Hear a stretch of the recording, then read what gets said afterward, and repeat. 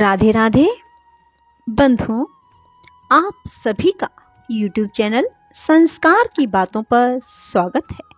बंधुओं, आज मैं आपको फागुन मास में आने वाले कृष्ण पक्ष की विजया एकादशी की कथा सुनाने जा रही हूँ। बंधुओं, जो कोई भी विजया एकादशी व्रत करता है या विजया एकादशी व्रत की कथा को सुनते हैं, उन्हें हर क्षेत्र में विजय की प्राप्ति होती है। बंधुओं, यदि आपने YouTube चैनल संस्कार की बातें अब तक सब्सक्राइब नहीं किया तो जरूर करें। बोलो विष्णु भगवान की जय, कृष्ण भगवान की जय। बंधुओं, फागुन मास के कृष्ण पक्ष की एकादशी का शास्त्रोक्त नाम है विजया एकादशी। भगवान श्री राम ने लंका पर चढ़ाई करते समय रावण पर विजय प्राप्त की कामना से इस एकादशी का व्रत किया। सभी प्रकार के दुख दूर करके सभी कार्यों में विजय और सफलता प्रदायक इस विजया एकादशी को भगवान विष्णु का पूजन किया जाता है। धर्मराज युधिष्ठिर ने भगवान श्री कृष्ण से प्रार्थना की, हे वासुदेव, फागुन मास के कृष्ण पक्ष की एकादशी का नाम क्या है? इसका व्रत करने से किन फलों की प्राप्ति होती है? इसका विधि विधान क्या है?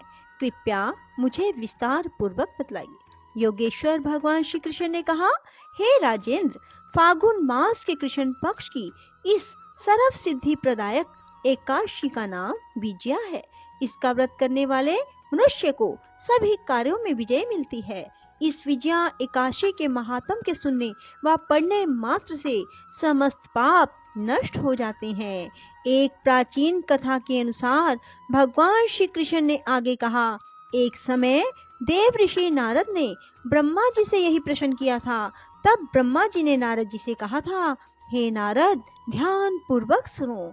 इस विजया एकादशी का व्रत नए पुराने और पिछले जन्मों के पापों का हरण करके प्रत्येक क्षेत्र में व्रत धारक को विजय दिलाता है। रामायण से प्रसंग का वर्णन करते हुए ब्रह्मा जी ने आगे कहा, त्रेता युग में मर्यादा पुरुषोत्तम श्री रामचंद्र जी को जब 14 वर्ष का वनवास हो गया, तब वे श्री लक्ष्मण और सीता जी सहित पंचवटी में निवास करने लगे। वहां से दुष्ट रावण ने जब सीता जी का हरण कर लिया, तब श्री राम जी तथा लक्ष्मण जी अत्यंत व्याकुल हुए और सीता जी की खोज में चल दिए। घूमते घूमते जब वे मरण आसन जटायु के पास पहुंचे, तो जटायु उन्हें सीता जी का वृतांत सुनाकर स्वर्ग लोक चला गया। कुछ आगे जाकर उनकी सुग्रीव से मित्रता हुई और बाली का वध किया। हनुमान जी ने लंका में जाकर सीता जी का पता लगाया और उनसे श्री रामचंद्र जी एवं सुग्रीव की मित्रता का वर्णन किया। वहां से लौटकर हनुमान जी श्री रामचंद्र जी के पास आए और सब समाचार कहे। श्री रामचंद्र जी ने वानर सेना सहित सुग्रीव की सम्मति से लंका को प्रस्थान किया। जब श्री रामचंद्र जी समुद्र के किनारे पहुंचे, तब उन्होंने मगरमच्छ आदि से युक्त अथाह समुद्र को देखकर लक्ष्मण जी से कहा, इस समुद्र को हम किस प्रकार पार कर सकेंगे? श्री लक्ष्मण जी कहने लगे, हे पुरुषोत्तम, आप सब कुछ जानते हैं। यहाँ से आधा योजन दूर कुमारी द्वीप में वक्दालभ्य नाम के मुनि रहते हैं। उन्होंने अनेकों ब्रह्मा देखे हैं। आप उनके पास जाकर इसका उपाय पूछिए। लक्ष्मण जी के इस प्रकार के वचन सुनकर श्री रामचंद्र जी वक्दालभ्य ऋषि के पास गए और उनको प्रणाम करके बैठ गए। मुनि ने उनसे पूछा, हे राम, आपका कैसे आना हुआ? रामचंद्र जी कहने लगे, हे ऋषिवर, मैं अपनी सेना सहित यहाँ आया हूँ और राक्षसों को जीतने के लिए लंका जा रहा हूँ। आप कृपा करके समुद्र पार करने का कोई उपाय बताइए। मैं इसी कारण आपके पास आया हूँ। महर्षि वक्दालभ्य बोले, हे दशरथ पुत्र, भगवान फागुन मास के कृष्ण पक्ष की एकादशी का व्रत करने से निश्चय ही आपकी विजय होगी। साथ ही आप समुद्र भी अवश्य पार कर लेंगे। इस व्रत की विधि यह है कि दशमी के दिन स्वर्ण, चांदी, तांबा या मिट्टी का एक घड़ा लेकर उसे जल से भरकर उस पर पंच पल्लव रखने के पश्चात उसे वेदी पर स्थापित करें। 7 अनाज एक जगह मिलाकर घड़ा रखने हेतु वेदी बनाए और घड़े के ऊपर जौ रखे। जौ के ऊपर भगवान श्री नारायण की स्वर्ण प्रतिमा स्थापित करें। एकादशी के दिन स्नान आदि नित्य कर्म से निवृत्त होकर धूप, दीप, नैवेद्य, नारियल आदि से भगवान की पूजा करके वह दिन भक्ति पूर्वक घड़े के सामने व्यतीत करें और रात्रि को भी उसी जगह बैठे रहकर जागरण करना चाहिए। द्वादशी के दिन नदी या तालाब के किनारे स्नान आदि से निवृत्त होकर उस घड़े को ब्राह्मण को दे देना चाहिए। यदि तुम इस व्रत को सेनापतियों के साथ करोगे तो अवश्य ही विजयी होगे। इसके बाद श्री रामचंद्र जी ने विधि पूर्वक विजया एकादशी का व्रत किया और उसके प्रभाव से लंका में राक्षसों पर विजय पाई। अतः हे राजन, जो मनुष्य इस व्रत को विधि पूर्वक करेगा उसे दोनों लोकों में विजय प्राप्त होगी। अंत में ब्रह्मा जी ने नारद जी से कहा, हे पुत्र, इस व्रत को करने वाला तो सभी जगह विजय पाता ही है। जो इस व्रत के महात्म को पढ़ते या सुनते हैं उन्हें भी वाजपेयी यज्ञ का फल प्राप्त होता है। बोलो विष्णु भगवान की जय हो। बंधुओं, एकादशी के व्रत के दिन कुछ नियमों का पालन अवश्य करें। बंधुओं, एकादशी के दिन गंगा जल नहाने के जल में मिलाकर स्नान करें। फिर भगवान के समक्ष खड़े होकर हाथ में जल लेकर संकल्प करें, हे भगवान विष्णु, मैं आज फागुन मास के कृष्ण पक्ष की विजया एकादशी का व्रत कर रहा हूँ या कर रही हूँ। इसे बिना किसी विघ्न बाधा के संपन्न करना और मुझे हर क्षेत्र में विजय प्राप्त हो। बंधुओं, ऐसा कहकर वह जल भगवान विष्णु के समक्ष छोड़ दें और फिर भगवान विष्णु की षोडशोपचार पूजा करें। भगवान को धूप दीप दिखाएं, फल अर्पित करें, तुलसी दल अर्पित करें और फिर आरती उतारें। पूरा दिन भगवान विष्णु के नाम जाप में बिताएं। भगवान विष्णु की कथा सुने, गर्भ गीता सुने, गजेंद्र मोक्ष की कथा सुने। ऐसा करते ही सारा दिन व्यतीत करें। रात को भगवान विष्णु के समक्ष अखंड ज्योत लगाएं और रात्रि जागरण करें। प्रातःकाल स्नान आदि से निवृत्त होकर भगवान की पूजा करें। किसी ब्राह्मण को भोजन कराएं, उसके बाद ही व्रत का पारण करें। बंधुओं, व्रत के दिन झूठ ना बोलें, किसी की निंदा ना करें, बाल ना कटवाएं, नाखून ना काटें, किसी का दिल ना दुखाएं, फलाहारी रहें, मांसाहार का सेवन ना करें। यदि आप इस प्रकार व्रत को धारण करते हैं तो भगवान विष्णु शीघ्र अतिशीघ्र आपकी मनोकामना पूरी करेंगे। बंधुओं, जो कोई भी एकादशी व्रत करते हैं उनके सभी ग्रहों की शांति हो जाती है। अर्थात एकादशी व्रत करने वाले के सभी ग्रह शांत रहते हैं और श्री हरि की कृपा से उनके सभी मनोरथ पूर्ण होते हैं। नदियों में जो विशेष स्थान और महत्व गंगा जी को प्राप्त है, व्रतों में ठीक वही स्थिति एकादशी व्रत की है। इस व्रत के करने वाले से भगवान विष्णु महालक्ष्मी जी सहित प्रसन्न रहते हैं और उनकी सभी मनोकामनाएं पूरी कर देते हैं जो एकादशी का व्रत करते हैं।